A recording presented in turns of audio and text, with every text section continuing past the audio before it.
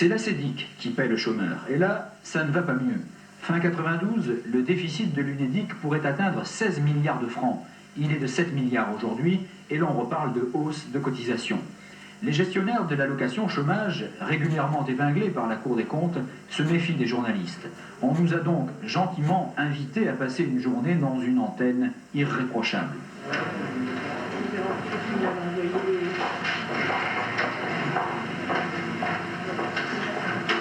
Accueil soigné, informatique maîtrisée, 21 personnes totalement dévouées aux 9000 allocataires de Douai. Mais là encore, comme à la NPE, on ne parle pas de contrôle de la recherche d'emploi, comme si le mot était devenu tabou. C'est pas l'attribution de la CEDIC maintenant, donc je ne répondrai pas à cette question. La première finalité de la CEDIC, c'est d'analyser les gens de façon la plus juste possible, la plus rapide possible, c'est d'informer les gens, de les orienter vers les services adéquats. C'est une évidence, aux ACEDIC de Douai, on respecte scrupuleusement les consignes de discrétion, jusqu'à ce qu'un homme, un seul, ose parler, ose dire tout haut ce que tout le monde veut cacher. Cet homme est un enquêteur, chargé du contrôle des allocataires peu motivés par la recherche d'emploi. Il parle de laxisme, un témoignage essentiel. La réglementation telle qu'elle est, au niveau de l'indemnisation d'un demandeur d'emploi, fait que même s'il ne recherche pas d'emploi, il est quand même payé. En prenant le cas de quelqu'un qui a eu une ouverture de droit, on le voit en prolongation d'allocation de base.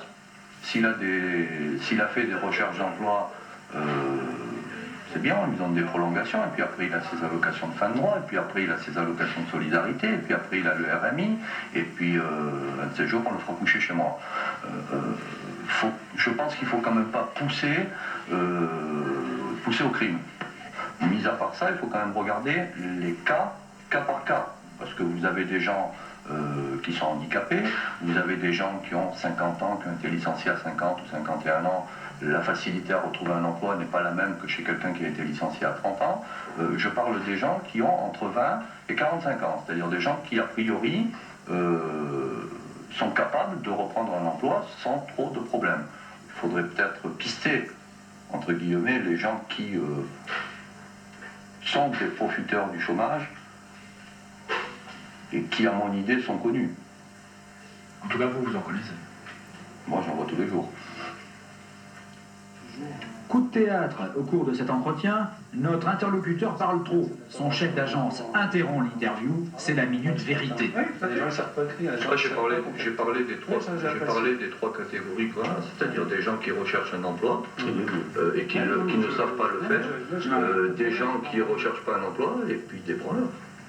Disons qu'un allocataire reçoit une convocation, bon, il a été indemnisé 14 mois, il n'a pas eu de nouvelles de la CEDIC, il a son mois qui arrive toutes les fins de mois, tout se passe bien, et puis un jour il y a une convocation.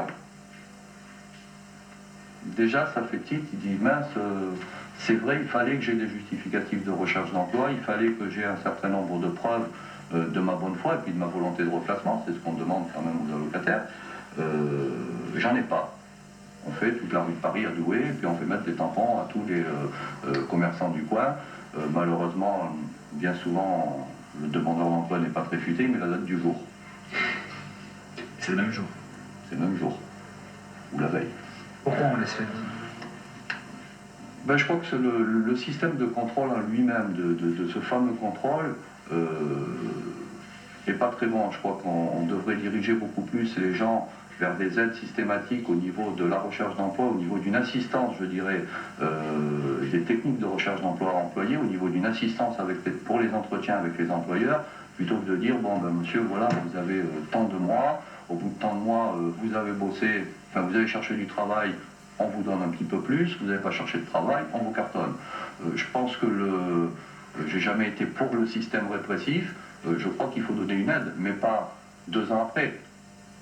Donner une aide au départ. Combien voit-on de gens qui font des remises à niveau non suivies de formation qualifiante derrière? Ça leur sert à rien de faire une remise à niveau maths français si derrière il n'y a pas une formation professionnelle pour passer un CFPA dans le bâtiment ou dans la vente ou dans n'importe quoi. En France, les structures ne manquent